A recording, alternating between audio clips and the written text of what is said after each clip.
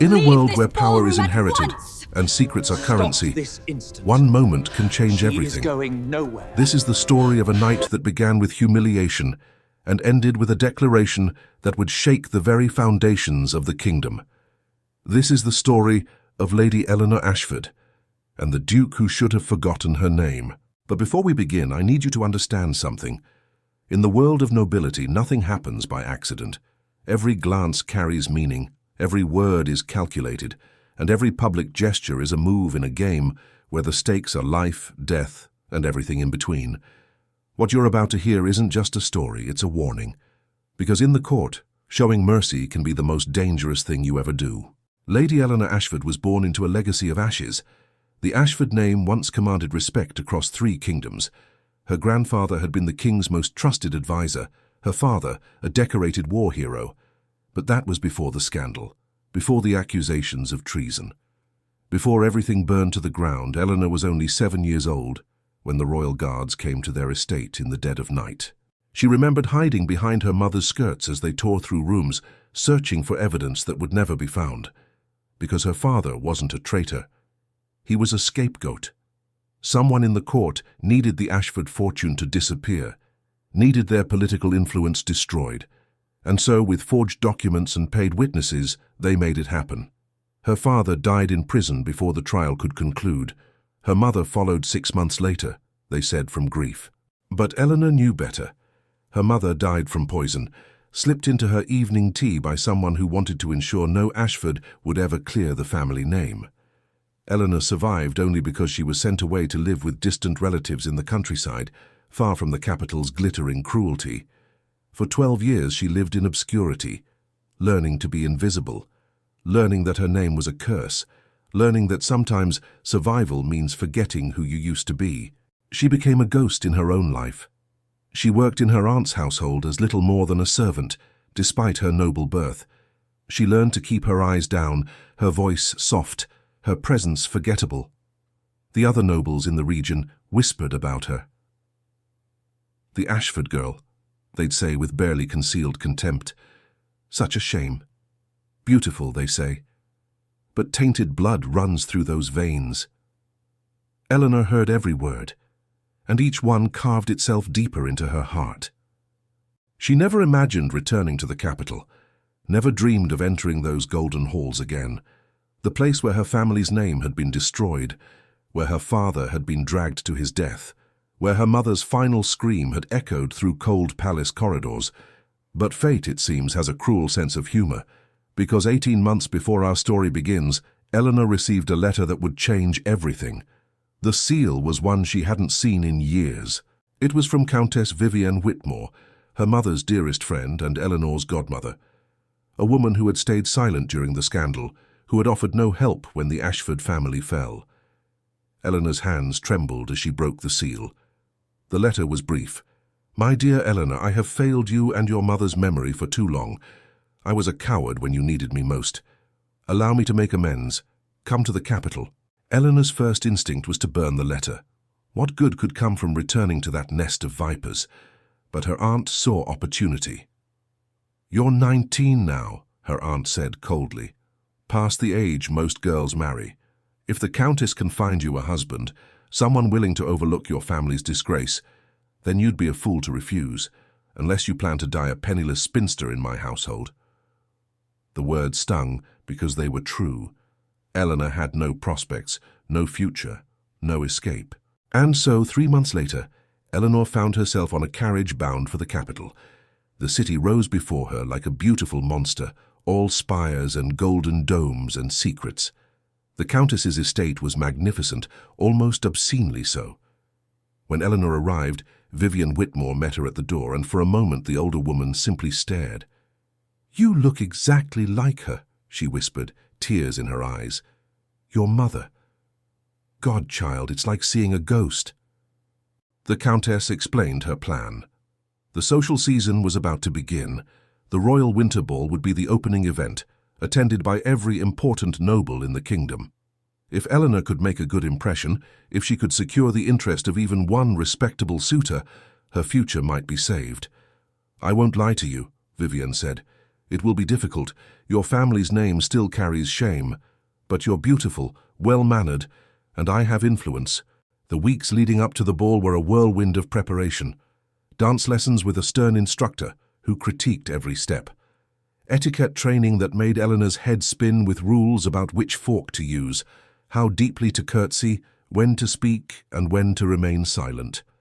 Voice coaching to soften her country accent. Dress fittings where seamstresses pinned and tucked until Eleanor barely recognized herself in the mirror. The Countess spared no expense. The night of the Royal Winter Ball arrived like a beautiful threat.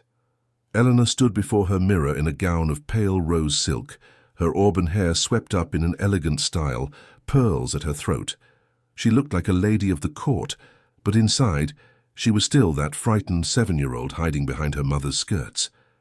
"You can do this," she whispered to her reflection. She was wrong. She had no idea what she was walking into. The Royal Palace ballroom was beyond anything Eleanor had imagined. Crystal chandeliers cast dancing light across marble floors.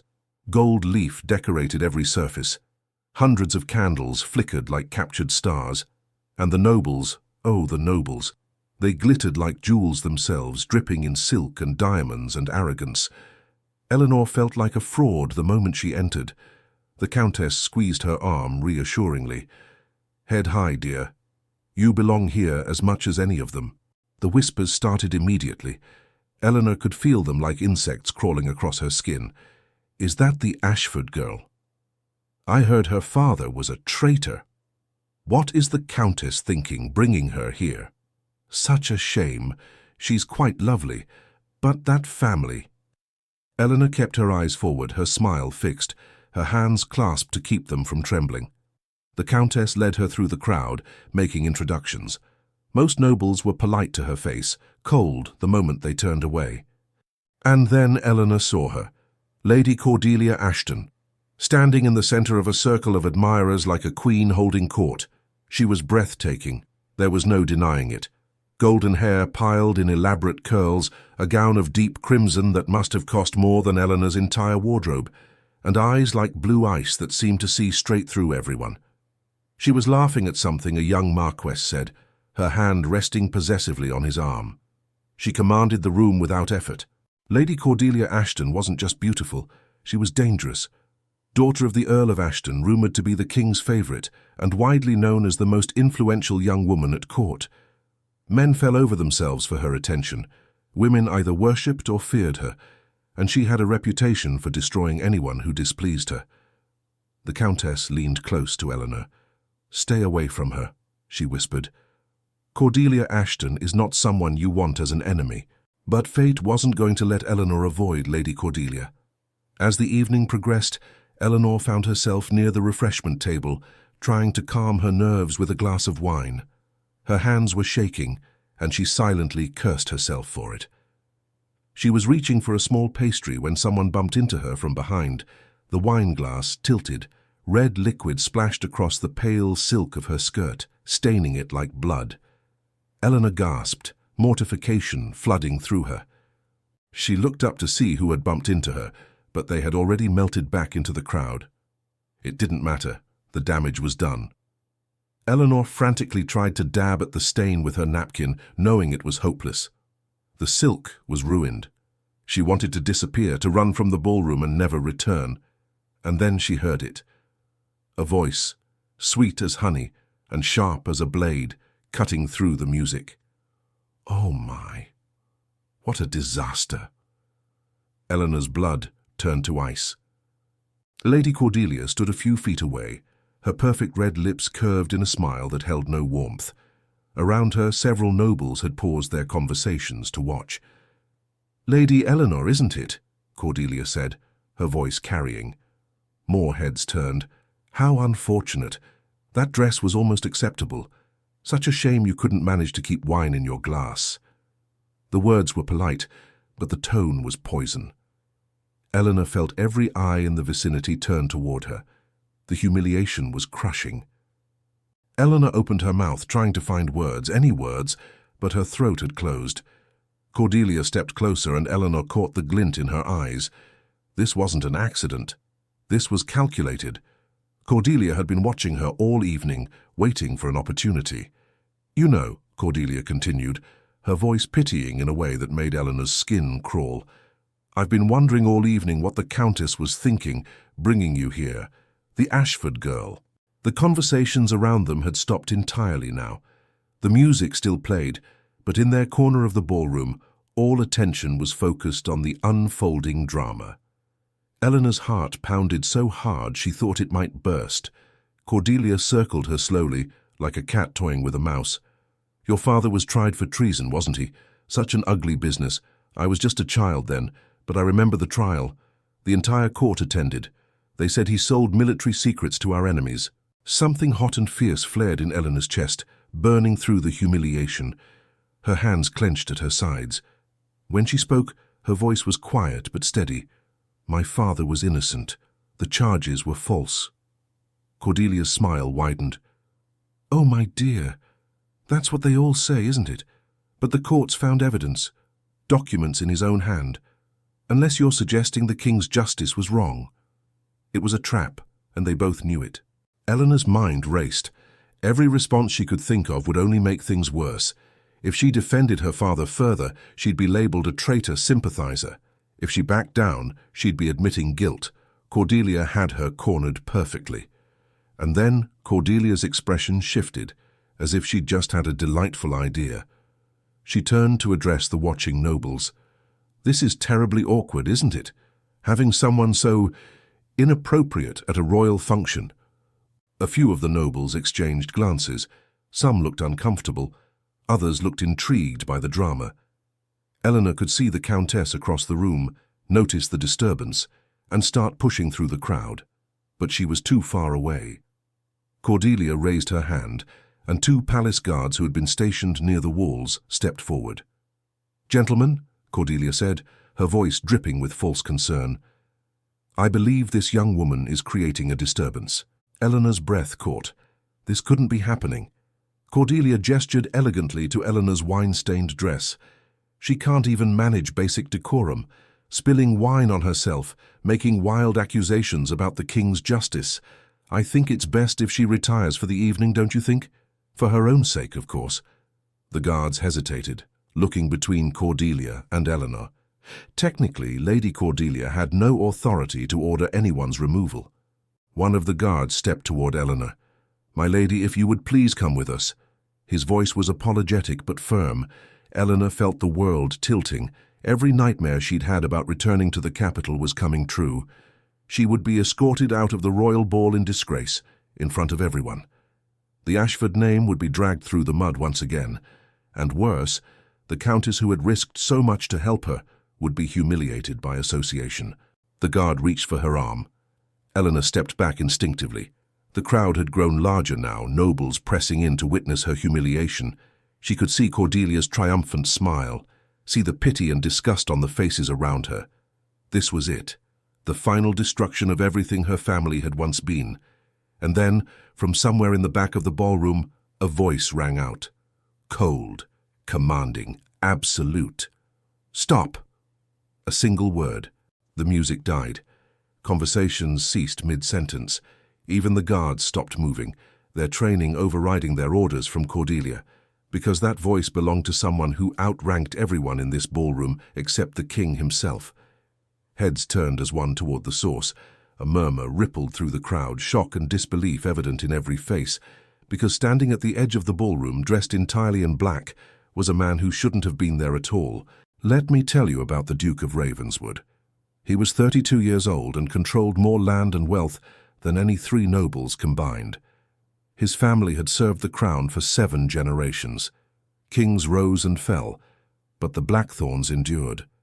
They were the true power behind the throne, the ones who held the kingdom together when monarchs proved weak. Adrian's father had been the king's closest friend and advisor. For 3 years, Adrian Blackthorn had refused every invitation, declined every social engagement, ignored every summons to appear at court. The king himself couldn't draw him out. Rumors swirled about him. Some said grief had driven him mad.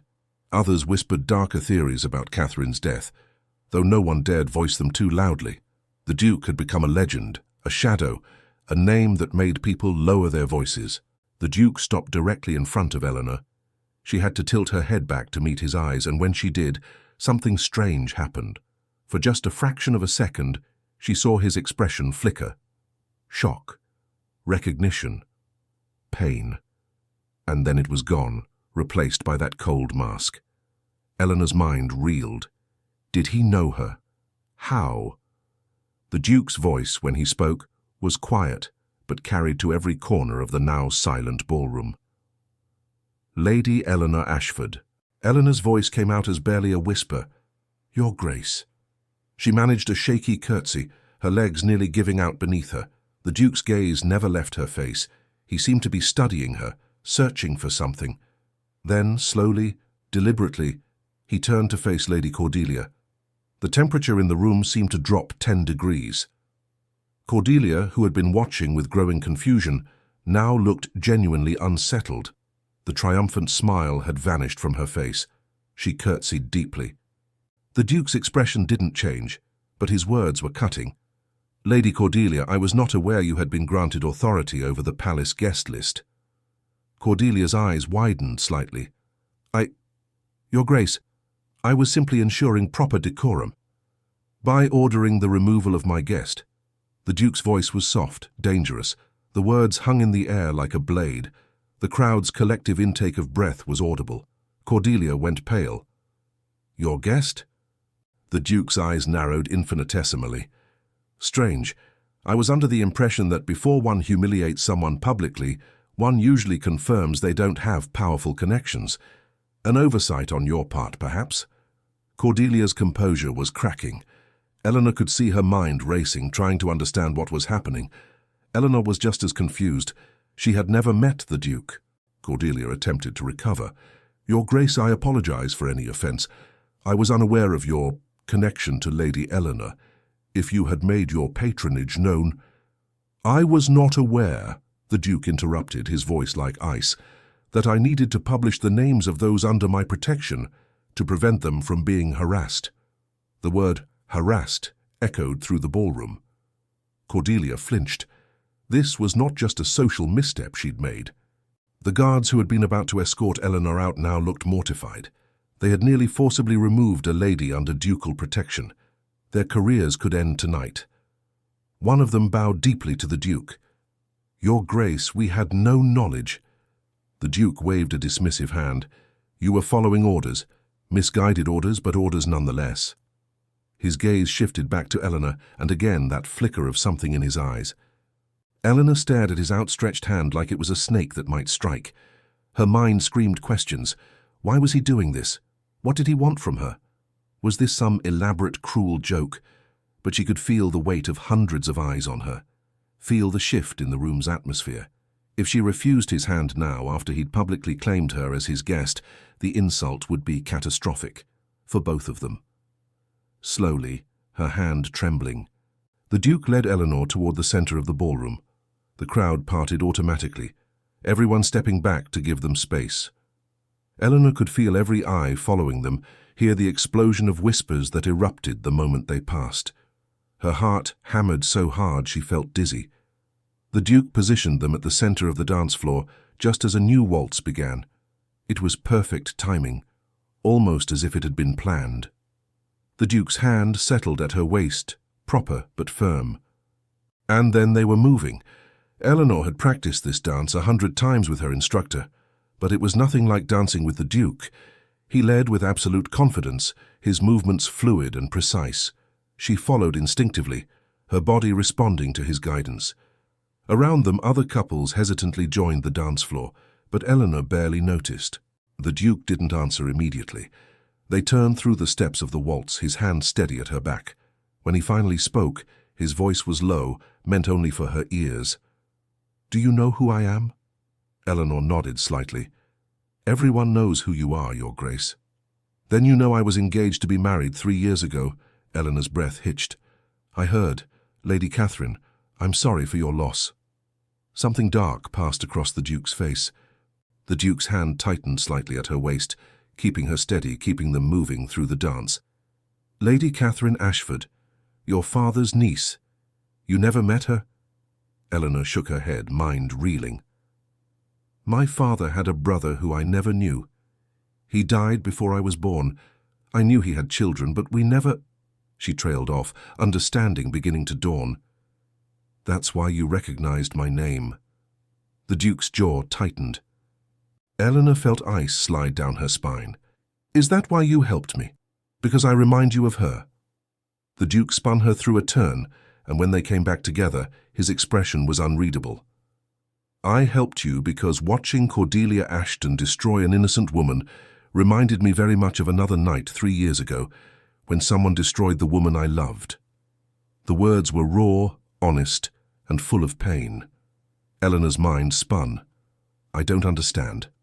The music swelled around them, and Eleanor realized with a start that they were the center of attention. Every eye in the ballroom was on them, watching the Duke of Ravenswood dance with a disgraced, noble girl as if she were the most important person in the room. It was a statement, a declaration. By claiming her as his guest, by dancing with her, the Duke had just changed Eleanor's entire social standing. She was no longer the daughter of a traitor, but protection came with a price. Eleanor could see it in the Duke's eyes, in the tense set of his shoulders, in the way his hand gripped hers, just a fraction too tight. He was using her for something. She didn't know what yet, but this wasn't kindness. This was strategy. When the music finally ended, the Duke released her and stepped back, executing a formal bow. Eleanor curtsied automatically, her mind still racing. The Duke led Eleanor off the dance floor, through the crowd that parted automatically before them. Nobles stared openly, no longer bothering to hide their shock and curiosity. The Countess appeared at Eleanor's side, her face a mixture of relief and concern. "Your Grace," she curtsied. "Countess Whitmore," the Duke acknowledged. "Thank you for bringing Lady Eleanor tonight." The Duke guided Eleanor toward a small alcove off the main ballroom, away from prying eyes but not so private as to be inappropriate. He released her arm and turned to face her fully. For a long moment, he simply looked at her, and Eleanor fought the urge to squirm under that penetrating gaze. Finally, he spoke. "I need to ask you something, and I need you to answer honestly. Did Lady Cordelia bump into you, causing you to spill your wine?" The Duke's expression darkened, and then Cordelia appeared immediately after, ready with public humiliation. It wasn't a question. Eleanor nodded slowly. "You think she planned it?" "I know she did," the Duke said flatly. "Cordelia Ashton is many things, but careless is not one of them. Everything she does is calculated." He paused, seeming to choose his words carefully. "Lady Eleanor, I'm going to tell you something, and I need you to understand the gravity of it." Eleanor's breath caught. "You don't believe that." "I know that's not true," the Duke corrected. "Catherine was murdered, poisoned, and the last person to see her alive, the last person to visit her chambers that night, was Lady Cordelia Ashton." The world tilted beneath Eleanor's feet. "You're saying Cordelia killed your fiancé?" "I'm saying," the Duke's voice was careful, controlled, "that I have suspected it for 3 years, but I have no proof, no evidence." Eleanor's mind raced. Why would Cordelia kill her? The Duke's laugh was bitter. "Why does Cordelia do anything? Power, control. Catherine was beloved at court. When we married, our combined influence would have eclipsed even Cordelia's connection to the king. Catherine would have become the leading lady of the kingdom. Cordelia couldn't tolerate that." He looked at Eleanor intently. Eleanor's voice came out hoarse. "So you saved me to spite Cordelia?" The Duke shook his head. "I saved you because you deserved to be saved. But yes, I also did it because Cordelia Ashton has operated unchecked for too long. She thinks herself untouchable. Someone needs to remind her she's not." He stepped closer, and Eleanor had to resist the urge to step back. Eleanor's throat went dry. "How? How could I possibly help you?" "You're an Ashford," the Duke said simply. "Cordelia destroyed your family, just as she destroyed Catherine. She sees you as no threat, which makes you valuable. With my backing, you'll have access to her circle, her confidence. You can get close to her in ways I never could." Eleanor shook her head slowly. "You're asking me to spy on the most dangerous woman at court. You're asking me to risk my life." The truth of that statement hit Eleanor like a physical blow. The Duke was right. She'd made an enemy tonight. Cordelia had been humiliated in front of the entire court. She would want revenge. And Eleanor had no power, no protection, no resources to defend herself, except what the Duke was offering. Eleanor looked up at him, this cold, grieving man who was using her for his own purposes, but at least being honest about it. Eleanor laughed, the sound slightly hysterical. She tried to have me thrown out of a ball tonight. How am I supposed to earn her trust? She tried to humiliate you before she knew who you were, the Duke corrected. Now you're under my protection. That changes everything. Cordelia will come to you. She'll want to know why I intervened, what my interest in you is, and you'll tell her whatever we need her to believe. The words hung heavy in the air between them. She thought of her father, dead in a prison cell. Her mother poisoned and gone. Her family's name dragged through the mud by people like Cordelia Ashton, who wielded power without conscience. If what the Duke said was true, if Cordelia had killed Catherine, then she was a murderer walking free, and no one had been able to touch her. Eleanor's hands curled into fists at her sides. The Duke escorted Eleanor back to the main ballroom, and the effect was immediate. Every conversation stopped as they passed. Nobles bowed and curtsied deeply, addressing the Duke with respect that bordered on fear, and by extension, they showed Eleanor the same deference. It was surreal. An hour ago she'd been a nobody, the disgraced daughter of a traitor. Now she walked beside the Duke of Ravenswood, and the entire court watched her with new eyes, hungry eyes, calculating eyes. The Countess materialized at Eleanor's side the moment the Duke stepped away to speak with a government minister. Vivian grabbed Eleanor's arm, her grip tight. "What just happened?" she hissed. "Do you know the Duke? Why didn't you tell me?" Eleanor shook her head, still processing everything herself. "I don't know him. I'd never met him before tonight." The Countess's eyes went wide. "Then why would he—" "Eleanor, do you understand what he just did?" Eleanor was about to respond when she felt it, a presence behind her, a voice like honey laced with poison. "Lady Eleanor, how eventful your evening has become." Eleanor turned to find Lady Cordelia standing there, her smile perfect and cold. Up close, Cordelia was even more beautiful, but there was something predatory in her eyes. "Lady Cordelia," Eleanor managed, her voice surprisingly steady. Cordelia's gaze flicked to the Countess. The Countess looked torn, but refusing Lady Cordelia would be a social misstep. She squeezed Eleanor's arm once, a warning and encouragement combined, then stepped away. Eleanor and Cordelia faced each other, two women separated by vast gulfs of wealth, power, and intention. Cordelia's smile never wavered. "I must apologize for the earlier unpleasantness. Had I known of your connection to His Grace, I would never have suggested your removal." Cordelia tilted her head slightly, studying Eleanor like a cat studies a mouse before pouncing. "I must admit I'm curious.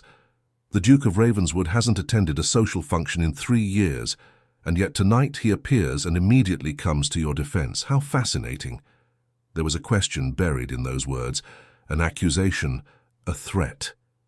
Eleanor remembered what the Duke had said. Cordelia would come to her, wanting to know why he'd intervened. She needed to play this carefully. For just a moment something flickered in Cordelia's eyes. Surprise?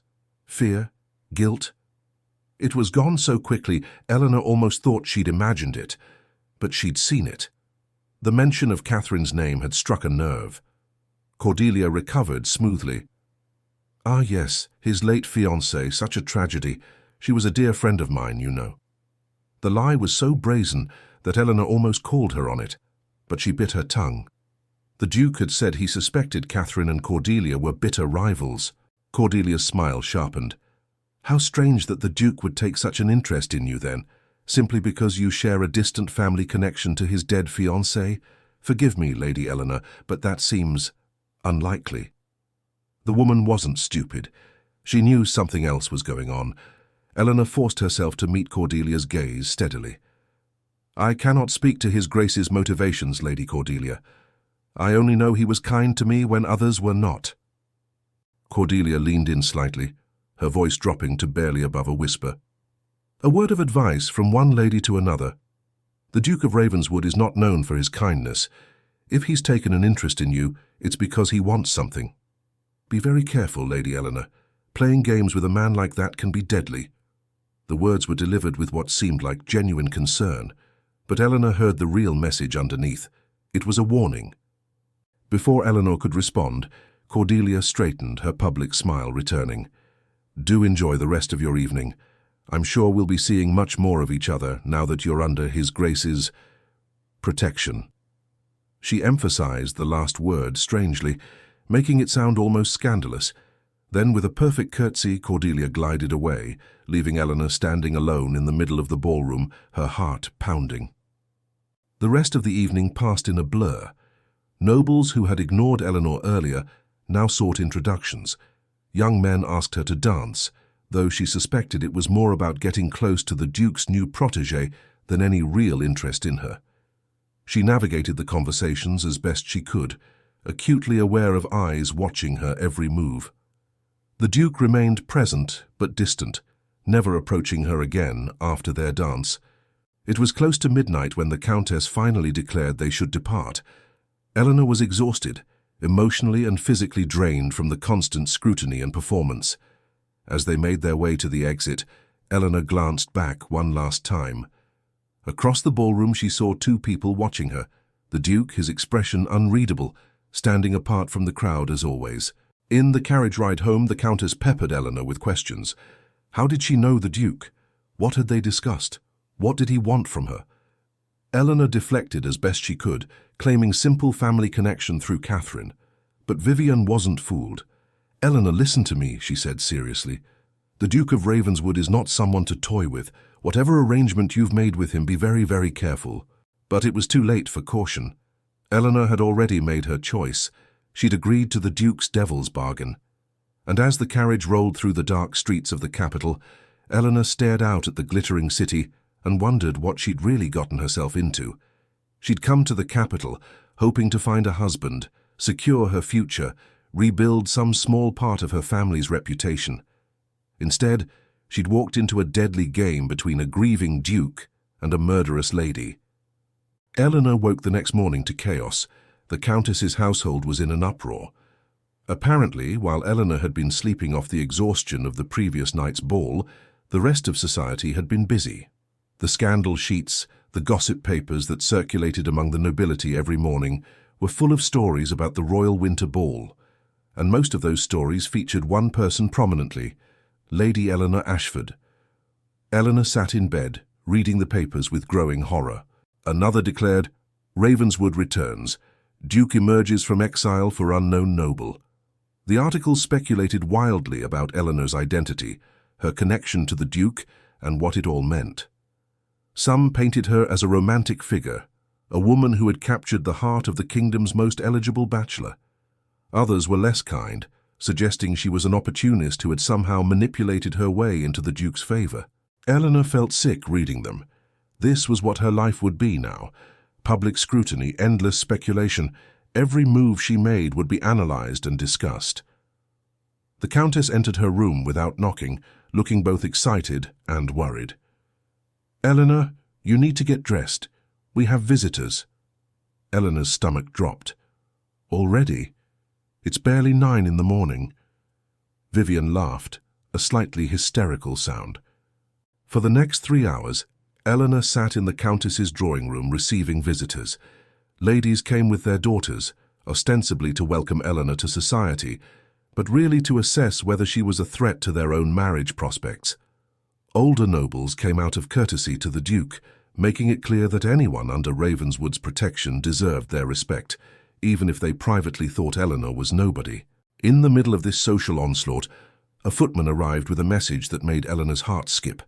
A heavy envelope, sealed with black wax, stamped with the Ravenswood crest. The room went silent as Eleanor opened it with trembling fingers. Inside was a brief note in elegant handwriting. "Lady Eleanor, I will call upon you tomorrow at 2 o'clock. We have much to discuss regarding your future at court. Prepare yourself. R. Short." To the point. The visitors who were present when the message arrived could barely contain their excitement. A personal visit from the Duke of Ravenswood. to a lady he'd only publicly acknowledged the night before. It was unprecedented. The gossips would have field day. After the visitors finally left, Eleanor collapsed into a chair, exhausted. The Countess poured them both tea with hands that shook slightly. "This is moving very quickly," Vivian said carefully. Eleanor looked up. "What do you think it means?" The Countess hesitated. "People will assume he's courting you, that his intentions are romantic." Eleanor felt heat rise to her cheeks. "That's ridiculous. He doesn't even know me." "No," Vivian agreed. "But no one else knows that. And in society, perception is often more important than truth." The Duke had offered her protection and patronage. He'd said nothing about courtship or marriage, but of course that's what people would assume. A powerful Duke suddenly taking interest in a young unmarried lady. There was only one conclusion society would draw, and if Eleanor didn't marry him, if this arrangement ended without an engagement, her reputation would be ruined. She'd be seen as a woman who failed to secure a duke. No other man would want her then. Now she couldn't back out of their arrangement without destroying herself socially. He'd ensured her cooperation through the most elegant manipulation imaginable. She had no choice but to help him in his quest to expose Cordelia, because the alternative was social death. Eleanor stood abruptly, pacing to the window. Outside, she could see the capital spread before her, beautiful and treacherous. Somewhere out there was Lady Cordelia, probably reading the same scandal sheets. That evening, alone in her room, Eleanor thought about her parents. Her father, who died swearing his innocence. Her mother, who was poisoned before she could clear the family name. They had been destroyed by people like Cordelia, people who wielded power without conscience. And now Eleanor had a chance to fight back. It was dangerous, it might cost her everything, but sitting in the Countess's house, accepting charity, fading into obscurity while her family's name remained tarnished forever, Eleanor walked to her small writing desk and pulled out a piece of paper. In her careful handwriting, she began to make notes. Everything she knew about Lady Cordelia, from the gossip she'd heard over the years. The woman's connections, her habits, her known allies and rivals. It wasn't much, but it was a start. If she was going to infiltrate Cordelia's world, she needed to understand it first. She worked late into the night, building a profile of her enemy. As Eleanor finally climbed into bed well past midnight, she thought about what the Duke had said.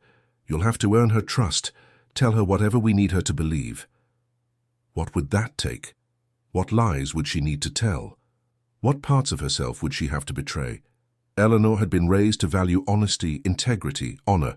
Her father had died rather than confess to crimes he didn't commit. Or was she honoring them by fighting the people who had destroyed them? Eleanor didn't know anymore. The line between justice and revenge, between honor and pragmatism, seemed very blurry. She closed her eyes, but sleep was slow to come. Her mind kept replaying the ball. The humiliation of Cordelia's attack, the shock of the Duke's intervention, the cold intelligence in his eyes when he explained what he wanted from her. 2 o'clock the next day arrived with terrifying inevitability. Eleanor had changed her dress 3 times, earning exasperated looks from her lady's maid.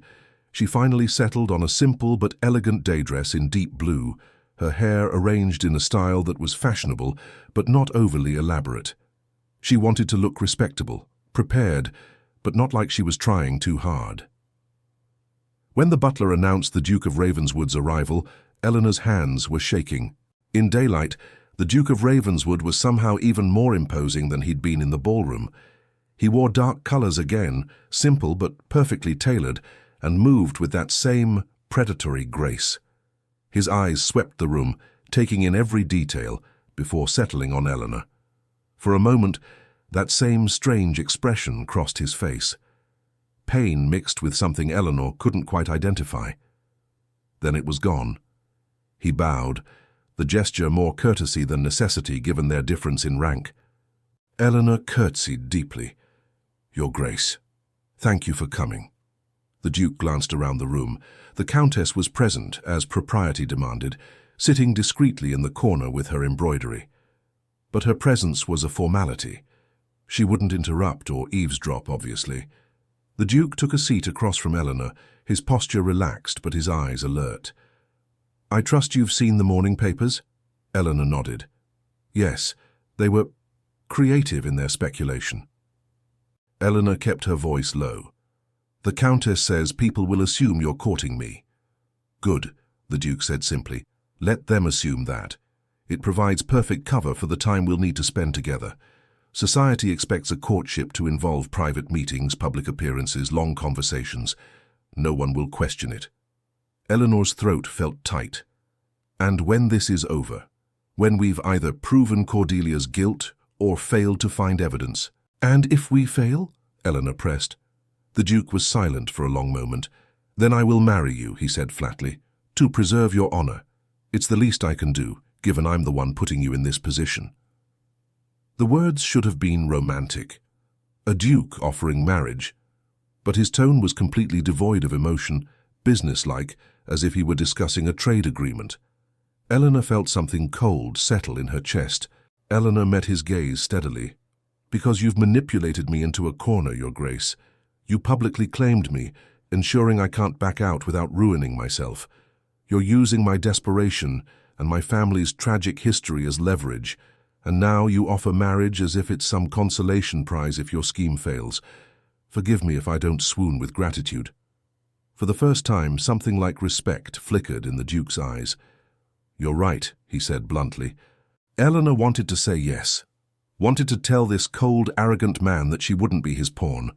But she thought of her parents, thought of Catherine, dead in her chambers the night before her wedding, thought of Cordelia's predatory smile and the way the woman had orchestrated Eleanor's humiliation so effortlessly. No, Eleanor said quietly. It doesn't make me want to refuse, but it does make me want some honesty from you. If we're going to work together— Yes, Eleanor said firmly. You said Catherine was murdered.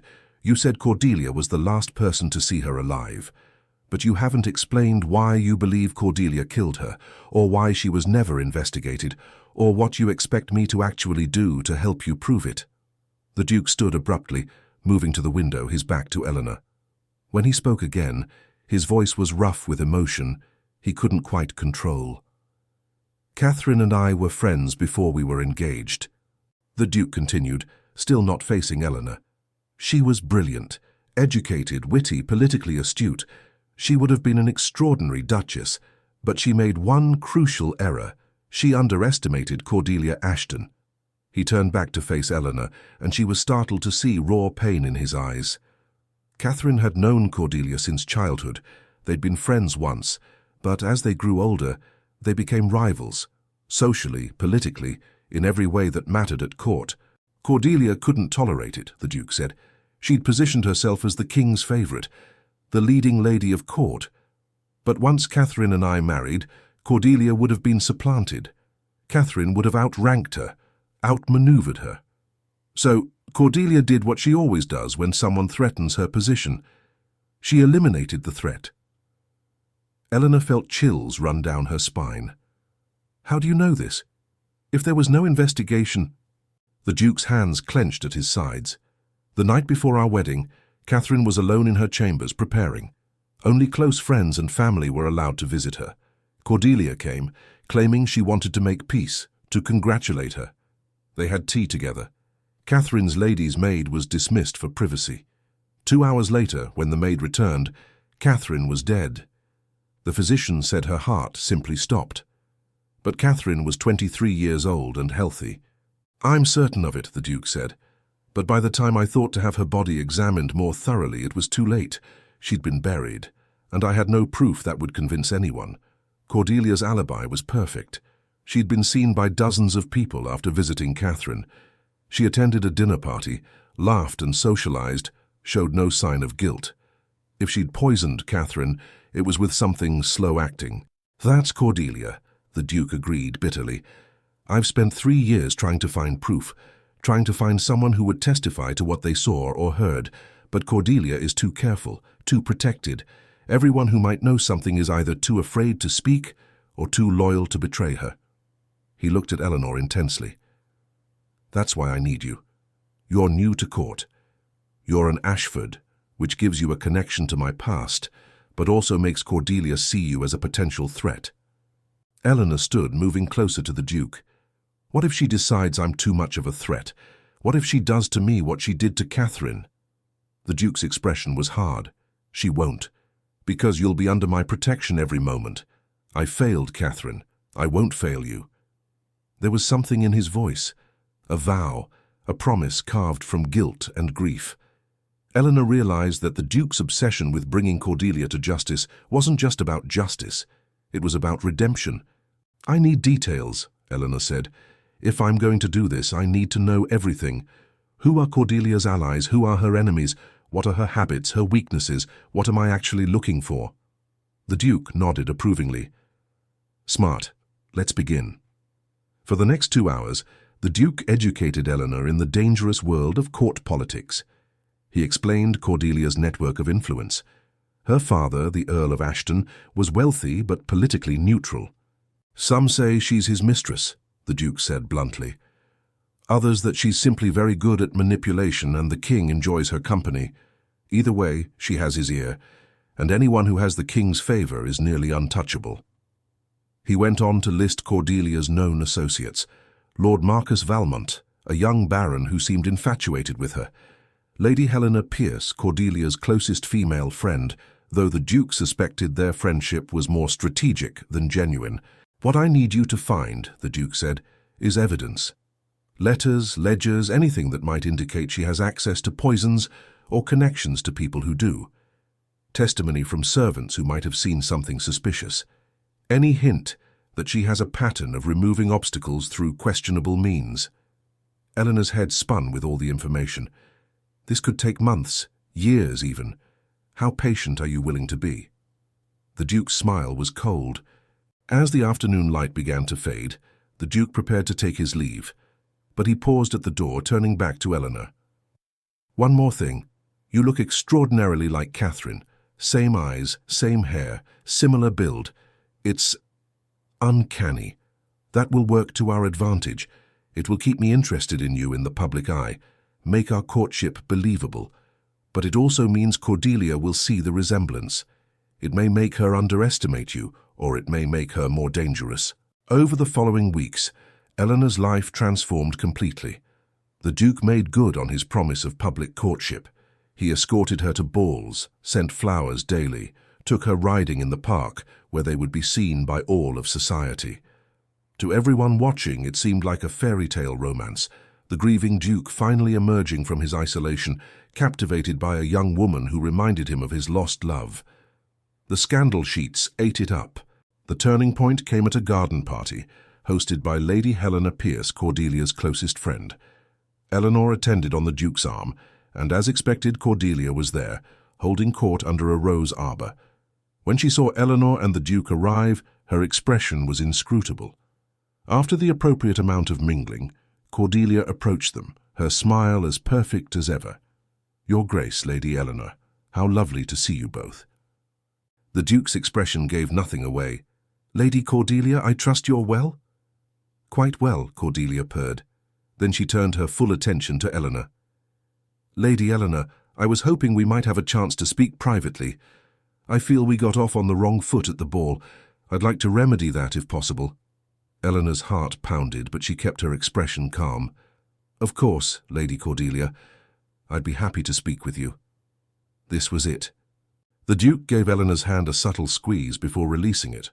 A reminder, a warning, and an encouragement all at once. Eleanor followed Cordelia away from the main party, to a more secluded corner of the garden. When they were alone, Cordelia's perfect mask slipped slightly. "Let me be direct, Lady Eleanor. I don't know what game you and the Duke are playing, but I want no part of it. Stay out of my way, and I'll stay out of yours." Eleanor forced herself to meet Cordelia's eyes. "I don't know what you mean. The Duke and I are simply getting to know each other." Cordelia's laugh was sharp. "Please. Do you think I'm stupid? The Duke doesn't do anything without calculation. He's using you for something. The question is, are you smart enough to realize it, or are you just a naive pawn?" Eleanor let a flicker of doubt cross her face, as if the words had struck home. Cordelia's expression changed. For just a moment, Eleanor saw something that might have been guilt, or fear, or both. "Ah yes, Catherine. Such a tragedy. Cordelia's voice softened, became almost wistful. She and I were friends once, you know, before everything became so competitive. I visited her the night before her wedding. We had tea, talked about old times. I wanted to mend fences. And then she trailed off, shaking her head. But Eleanor had learned to read people these past weeks, and she saw the calculation behind Cordelia's eyes. The woman was testing her, seeing how she'd react to mentions of Catherine. "That must have been difficult for you," Eleanor said carefully. "The Duke told me about her death. He doesn't like to discuss it much." Cordelia's eyes sharpened. "What has he told you exactly?" Eleanor shrugged. "Only that she died suddenly, that he's never recovered from it." Something passed across Cordelia's face. Relief. Eleanor had just told her that the Duke was consumed by guilt, not suspicion, that he blamed himself, not anyone else. It was exactly what Cordelia would want to hear. "The Duke is a complicated man," Cordelia said slowly. "Powerful, dangerous in his own way. Be careful, Lady Eleanor. Men like that collect broken things. First Catherine, now you. Both Ashford women, both connected to tragedy. One might wonder if he's drawn to tragedy itself." Eleanor let confusion show on her face, as if Cordelia's words had planted seeds of doubt. I hadn't thought of it that way." Cordelia smiled, clearly pleased that her manipulation was working. "I'm not trying to frighten you, my dear. I'm trying to protect you. We women must look out for each other, mustn't we? The court can be so treacherous, so many people with hidden agendas." She paused, then continued. "Perhaps we could be friends." This was exactly what the Duke had wanted, an invitation into Cordelia's inner circle. Eleanor hesitated just long enough to seem uncertain, then nodded. "I'd like that, Lady Cordelia. Thank you." Cordelia's smile widened. "Excellent. I'll send word. And Eleanor, if the Duke ever does anything to make you uncomfortable, anything that seems wrong, you can come to me. I may not be able to help directly, but I have resources. Influence." As Eleanor returned to the Duke's side, her mind raced. Cordelia was trying to recruit her, turn her into an ally or informant, which meant Cordelia saw her as a potential threat to the Duke. The woman was always thinking 3 moves ahead. That evening, when the Duke walked Eleanor back to the Countess's residence, she relayed everything that had been said. The Duke listened intently, his expression dark. "What do I do?" Eleanor asked. The Duke's eyes were cold. "You become her friend, you make her trust you, you listen to everything she says, watch everything she does, and you wait for her to make a mistake. Because she will. Everyone eventually does." Eleanor nodded, but inside she felt that familiar twist of doubt. She was lying to everyone now, to Cordelia, to society, sometimes even to herself about why she was really doing this. The Duke stepped closer, and for a moment Eleanor thought he might touch her. His hand rose slightly, then fell back to his side. "You're doing well," he said quietly. "Better than I expected. Catherine would have liked you, I think. You have her courage." It was the first truly kind thing he'd said to her, and it struck Eleanor how little she really knew about this man. He was using her, yes, but was there something else beneath the cold exterior? As Eleanor watched the Duke walk away into the night, she realized the truth. She was falling into the same trap Catherine had, getting too close to powerful, dangerous people, playing games she didn't fully understand. The difference was, Catherine hadn't known she was in danger until it was too late. Eleanor knew. She knew exactly how dangerous this was, and she was doing it anyway, because somewhere along the way, this had stopped being just about helping the Duke get revenge. In the capital's highest circles there was a saying, "Every crown hides a secret." Eleanor was learning the truth of those words. The Duke hid grief and guilt behind his cold exterior. Cordelia hid murder behind her perfect smile. The court itself hid corruption, betrayal, and countless sins behind golden doors and elegant manners. And Eleanor?